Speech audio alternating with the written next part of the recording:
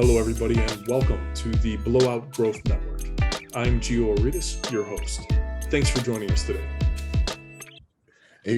Some things I can talk about all day long, and then when it comes to me, it's...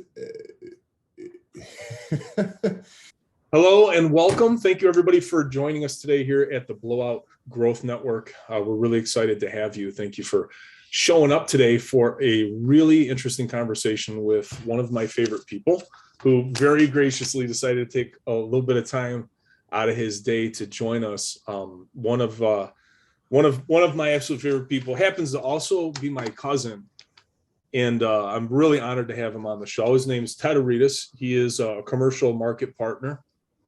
He's currently with a company called Eatz Associates, which is a niche business brokerage that deals with commercial real estate, and it's focused on the restaurant industry. He works nationally with franchises. He works locally. He's in Chicagoland.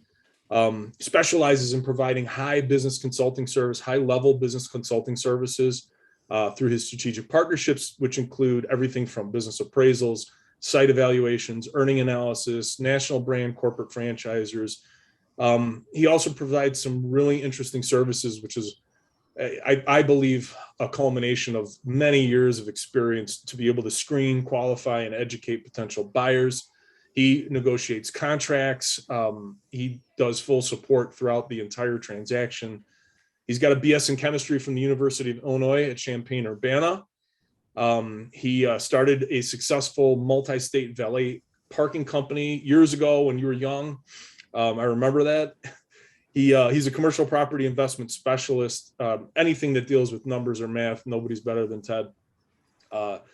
He has a multitude of different duties and responsibilities. And I mean, honestly, we could probably spend at least another 15 minutes talking about all of the areas of expertise that you have, including being a commercial landlord.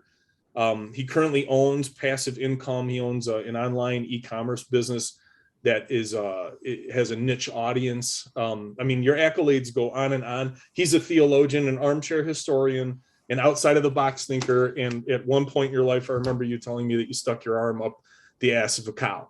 I mean, Ted Aretos, welcome to the show. Thank you very much. Thanks for having me on. Thank you. Thank you so much for coming.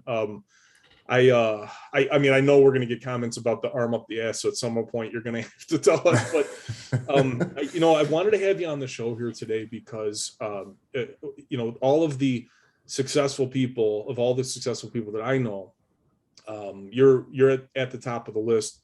You've got just so many different types of experiences that you've gone through. I thought it'd be great to have you on the show and talk to you a little bit about some things that might be able to help our mission of creating a better, more successful next generation of humans. So thanks for being with us, Ted. Well, thanks for having me. I'm excited to be on. So for our guests, I want to start out with a couple of questions so that everybody kind of knows your background and where you're coming from so they can understand the types of things you say. So how old are you? I'm turning 40 this year. Turning 40, the big 4-0, right on. Yeah. When did you start in business? How long you been doing business on your own? So I got into business shortly after graduating college. I graduated college at 21 and I got a job working for the Yellow Pages. I used to sell advertisements in the Yellow Pages. And I realized I was making the company a lot of money. And I realized, once you understand and know and believe in what you're selling, you could sell anything. Especially if you're coming from a good place. And that's key. That was actually one of the first lessons that I did learn that I applied later to the restaurant business that I did own, and really having people having knowledge of what it is they're selling, understanding it, and understanding what the benefits are of whatever product or service that you're offering to help sell it better. It started there. It's funny too, because when you and I were talking about what we're going to discuss on the show, we had a lot of different topics pop up, and not the least of which was something that I think that a lot of, especially younger people or people that are not necessarily young in age, but just young in business, maybe people that have worked a job their whole lives and now are trying to get into business, and, but anybody that doesn't have that experience really, it's probably one of the most important things is to understand what value you're bringing. But before we jump into that, I want to talk to you about a couple of other ideas first. we've known each other our whole lives. And so I probably already know a lot of what you're going to say, but for the people that don't know you, give me an idea. What's your definition of success? So I think success is doing something that you like to do and doing it well. Whether you're a mechanic or you're any other type of business, a restaurateur, you're a financial advisor, anything that you are, you have to do it well, and you have to separate yourself from the competition. And customers anymore are smart, and everything is electronic and digital and fast. And if you screw up, it's getting out there to everybody, and everyone's going to find out immediately. So it's all, a society where we're instant feedback. So I guess customer service, products, everything's got to be top notch and top quality. I think that's probably one of the most important things in any business, is just providing, top quality service, top quality products, separating yourself from probably most of the people listening have experienced, some level of this. And anytime us as customers go out and get something else, or get a product or a service, we ourselves expect the best. So, starting any business, you're going to expect the same. Well, being in the restaurant business, I think you probably learned that pretty well, because, of talking about like immediate responses, that's a business, and you and I both shared that as a background too.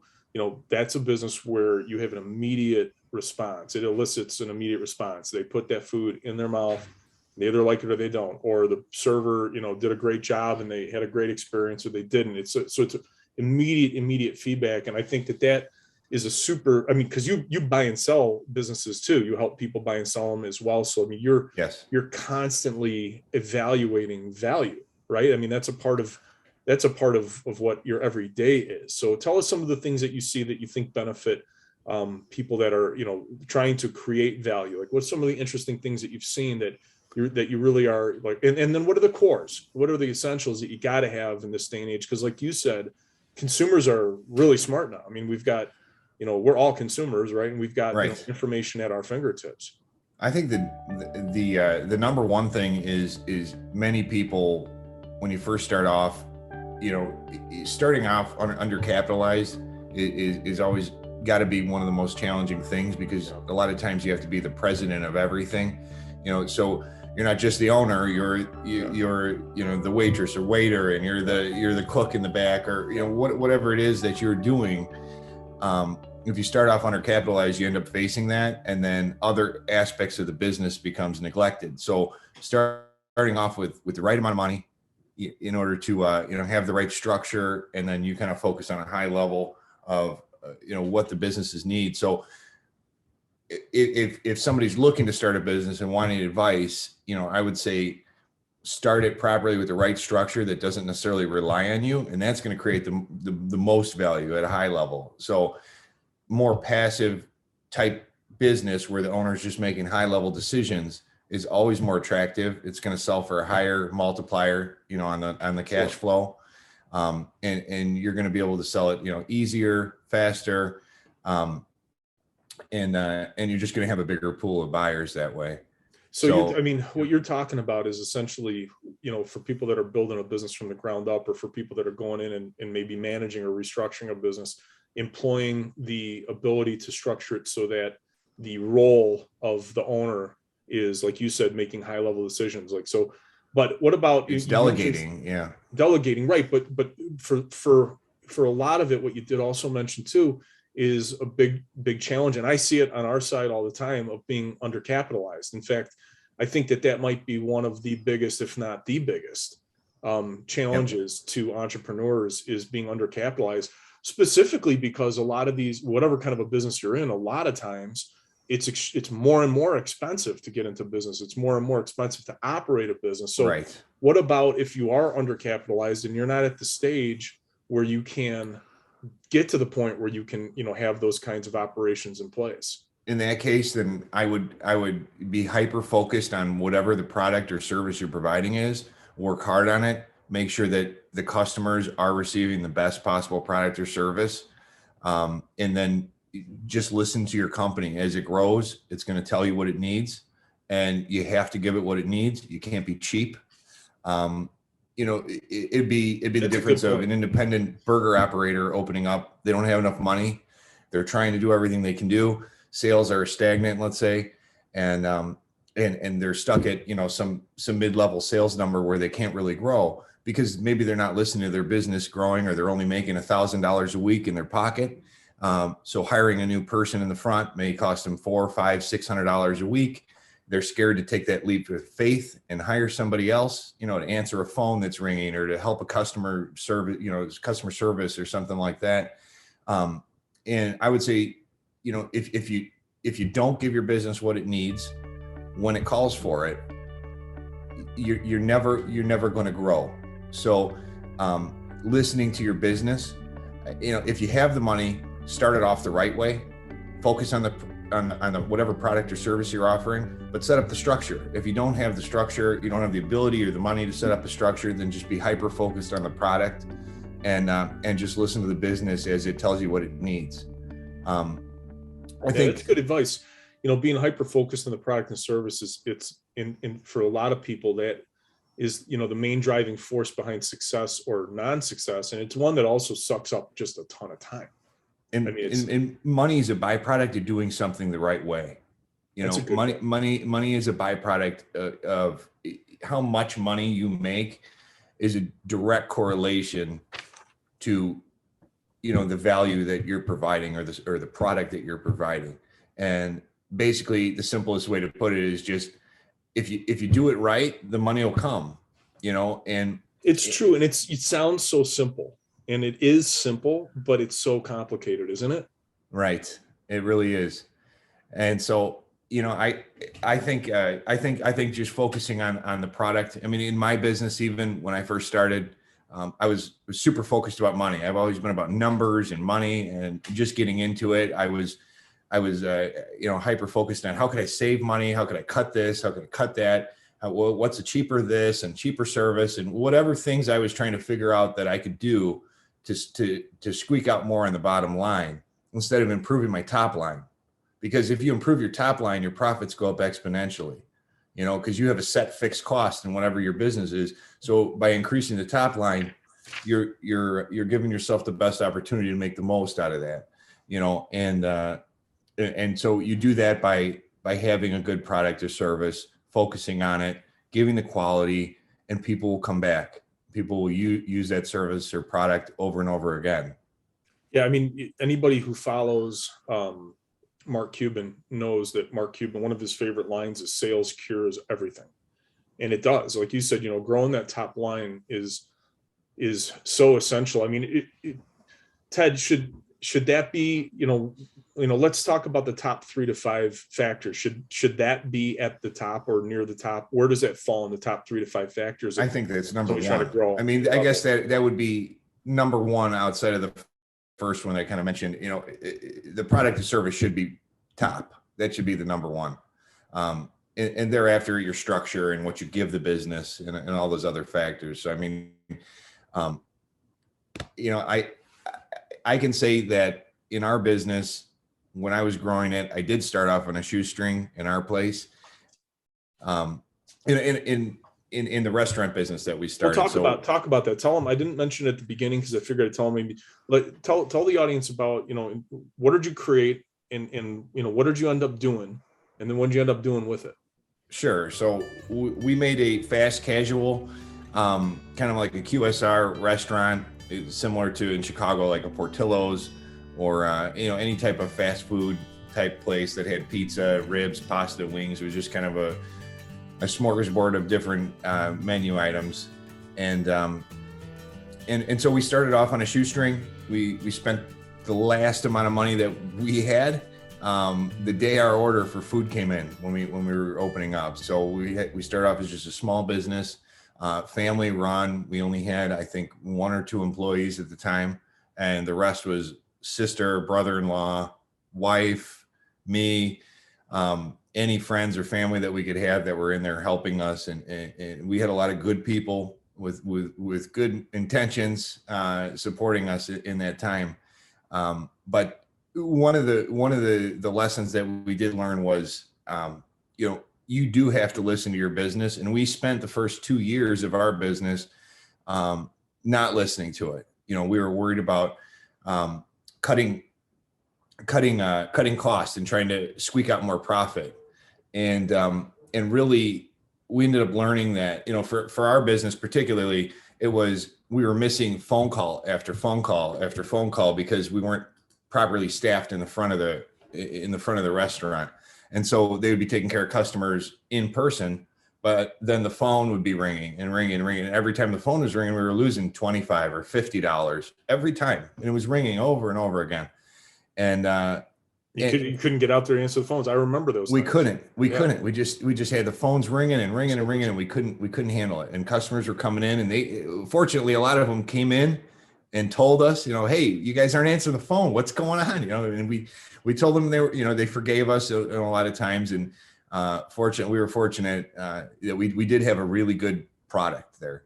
And that's the funny thing too. And I think restaurants are a great example. I learned personally, I was in restaurant business for 19 years. Of people that know me know that. And I think that one of the biggest benefits of being in it was kind of, restaurants a unique business because it's a product and a service combined.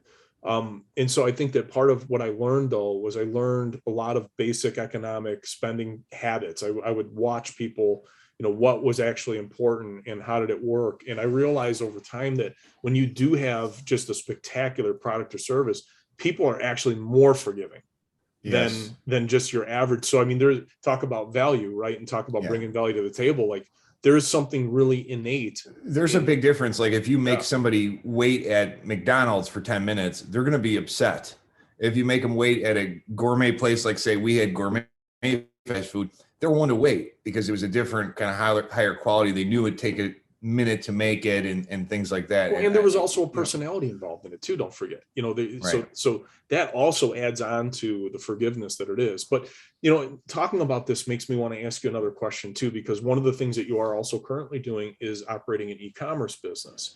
So, when you're in a physical location and you're providing a product or service in a physical place where people can find you every day, that's an extremely different approach, like you said, being properly capitalized and stuff. So let me ask you a question with your experience on the e-commerce side of things. And if you want to talk about the details, you may, but what types of challenges, can you see to kind of take what you learned out of the physical restaurant aspect of the business? And then how does that translate into gaining customers in e-commerce?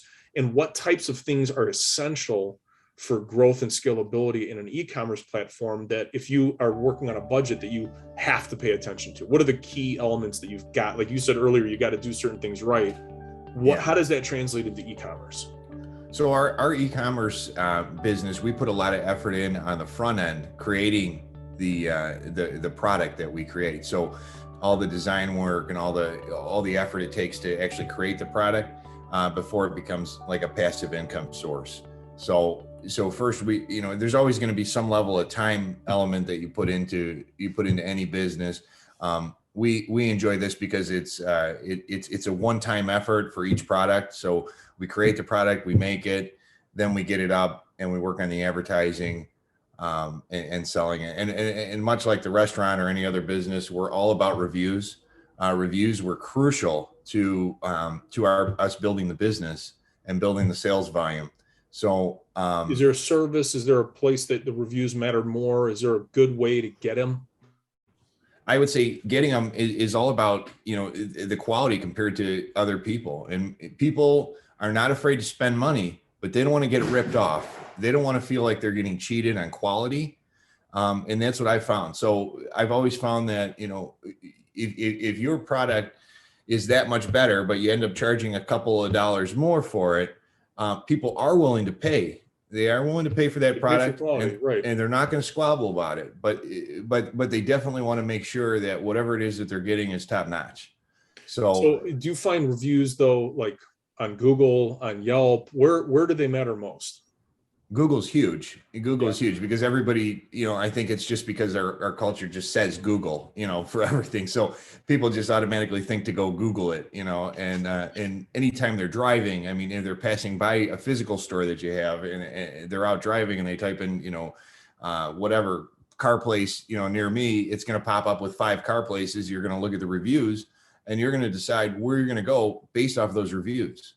So are you spending more attention and putting more attention towards things like SEO to try to capture? Yes. Or yeah, so we give do us a an lot example. What does that mean? And how much should you be spending, to be able to get, like, of your total budget, how much is a good idea to spend to be able to capture what you need to be able to grow that top line? Our sweet spot is 10%. So we want to be at 10% advertising cost on our product. There are times throughout the year, less busy times throughout the year, where our advertising budget goes to like 20%. And we're still working on that. We're actually working on some different products that sell in other parts of the, other times of the year, to kind of build sales. And we're going to focus, a little bit less advertising. We're going to pull back on the 20%, on the portions where we don't really see it. It's almost like a diminishing return. And then we're going to be focusing on our other product for the other part of the year. So I would say 10% is a good sweet spot for us. Everybody's numbers and products will, it'll be different. Everybody's cost of goods will be different, whether or not they have employees or physical presence, as well as an internet presence. All these things factor into what amount of money, but I would say 10% is probably for us a good sweet spot. Definitely depends on, are you buying the product from somebody else and repackaging it? Are you creating the product yourself? And your costs. So, it really is dependent on the cost of goods on how much you can do as far as advertising goes. Right. And that's a part of, creating the right business plan and making sure that you understand where your cost centers are and, what you need to be putting attention to. But it's good to know that, and it's funny, you're not the only person to tell me about the reviews and how much they do matter.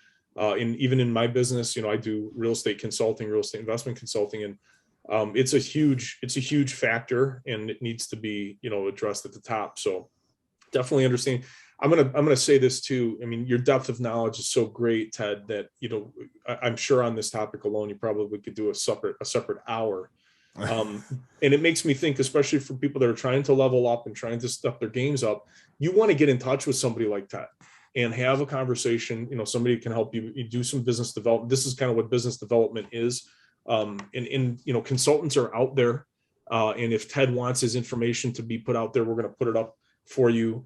You'll be able to reach out directly, especially if you're in the Chicagoland area and you have a business to sell, or you're looking to buy something, or even if you just want to talk numbers and strategy. Ted's fantastic with that. And I'm sure that we could dig even further and further into that rabbit hole and come up with some really nice specifics for people. But you all can leave comments, and I'll certainly make sure that Ted gets the comments below. And if you have any questions or something like that about what we're talking about here, please leave them, and please share this with other people. And Ted, before we get moving, I do have a couple of things that we're starting here on the BlowOUTGrowth Network. We're doing a little bit of fun roulette, where we're going to ask some random questions that can also help people to understand maybe some things that aren't typically topics that get explored, especially not in a business school or a setting like that. So the first thing I want to throw at you is this. I'm gonna say this, and I'd like to get your reaction to it. You're always one decision away from a totally different life. Agreed, 100%. Right? Yeah, I think you don't know where you're going, unless you have an ultimate kind of planned out. So let's say you're going to drive to Las Vegas and you decide you're just going to get in your car and go. You got to know what direction you're going to go to get there. So I think first having the big picture of where you're going to go, and what you want, and then you'll figure out the right path to get there. I agree 100%. Having a plan, strategizing. I think it's one of the things that me personally, I see, which I see it a lot in a lot of my clients, especially those that are, looking for passive kind of investments. They don't really understand all of the elements that are involved in getting to where they, in fact, a lot of times too, I work with a lot of people that don't even know where they want to go. And that's there's an educational curve there. But talking about always being one decision away from a totally different life, if we apply it to a different angle too, think about it like this. A lot of people might be getting up in the morning right now and going to a 9-to-5 job that they don't like. And, they're just living to work. You really are just one decision away, and it could be something simple. Some of the other guests that we've had on the show so far have also talked about the importance of action and taking action, and not letting that get by you. And I think a lot of that happens too. And it's important for people to realize that no matter what it is, you're really just one decision away from something that might create a totally different life for you. Right. Right. And the difference is between people that act on it, like you said, and not acting on it. There's people that, think about these businesses or ideas and things that they want to do, and their idea may be better than a lot of the people that start them. But the difference is the guy that starts them, or the people that start them, are, they're the ones that they reap all the benefits of it. So I want to ask you too, if there was a point in your career, in your life, that you would say was like the pivotal point for BlowOUTGrowth, what would it be? What was there a moment? Was there an aha moment? Was there a point where you're like, I get it?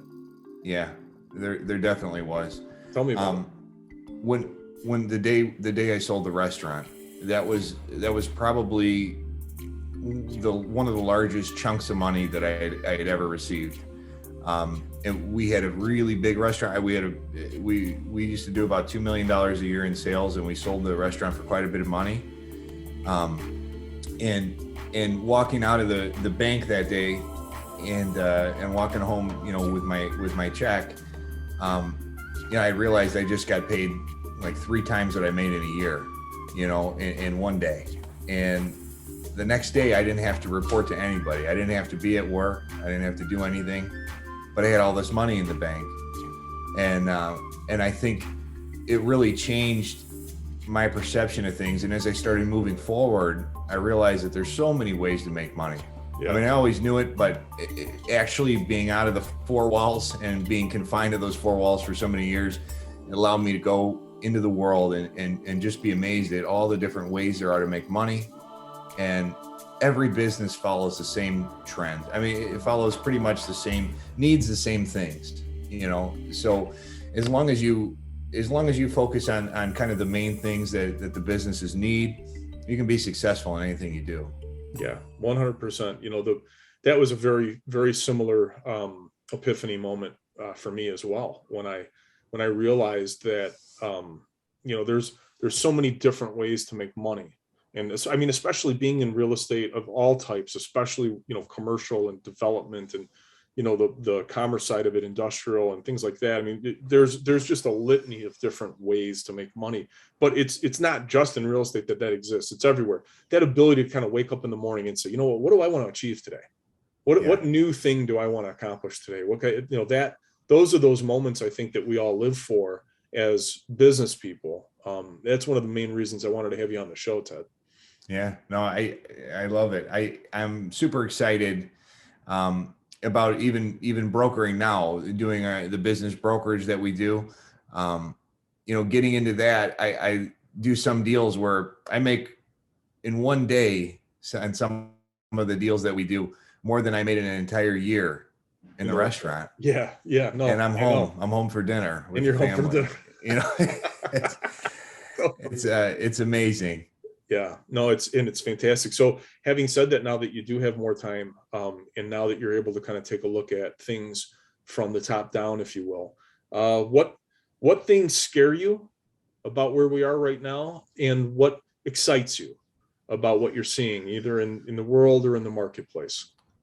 What scares me is stagnation of any kind, and complacency. And, I think that as long as businesses and business people just keep evolving, to get around whatever issues are at hand, I think that's a huge thing.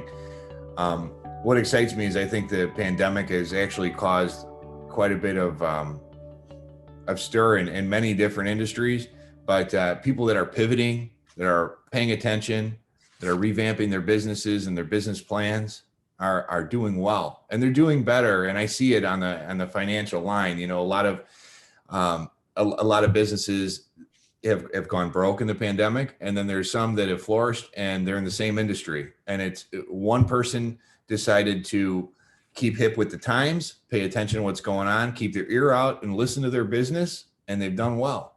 Listening to They've the morphed, business is huge. and I think it's a good example of listening to your business. I mean, you will see two of the very similar type of businesses, and one has done great, and the other people's financials may be in half or not at all. It's funny too, because that makes me think of something that I encountered a lot while I was in business. And I think it's like the old thought versus the new thought. And that's, widely applicable to a lot of different times. But, you mentioned stagnation. Most of the top economists right now, I mean, we're February 2022 right now, beginning of February 2022, when we're recording this. And most of the economists right now, the top economists from all the investment banks, they're saying that we're about to enter a period of stagflation, which from the research that my group does, we've been foreseeing this now for about 2.5 years. And then that was accelerated by the pandemic because of the, massive amount of capital that was dumped into the markets that we still haven't, seen the effects of them coming down. But I think, the rising interest rates that we're about to be in, they're forecasting up to 7 changes, all that stuff, which is low supply and all sorts of logistical challenges, and I mean we can go on and on. All the different things that are affecting it are going to create this this environment of stagflation, which I do believe is going to trickle down into a lot of different areas in the markets. And I think for those that are prepared, I think we're going to see some fantastic opportunities over the course of the next, I don't know, you tell me, 18 months, 22 months. Yep. I think, Q3, Q4, 2023, maybe Q1, 2024. I mean, I'm sure it'll be localized, but, you said that stagnation scares you. And I think that, yes, it can be extremely scary if you're not prepared. I think it could be an environment for opportunity if you are. Yeah. Yeah, no, I agree with you.